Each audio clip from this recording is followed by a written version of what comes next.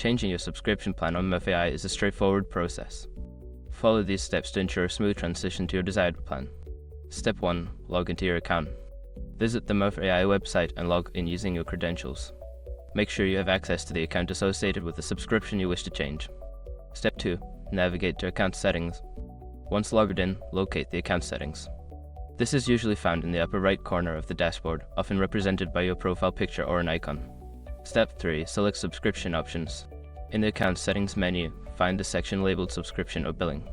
Click on this option to view your current plan and available alternatives. Step 4. Choose your new plan. Review the different subscription plans offered. Select the plan that best suits your needs by clicking on the corresponding option. You may be prompted to compare features and pricing.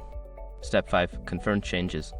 Before filing a refund or dispute, use the issue.com link in the description to open the refund dispute deadline calculator and confirm your deadline.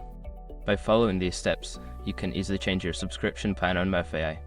If you encounter any issues, consider reaching out to customer support for assistance.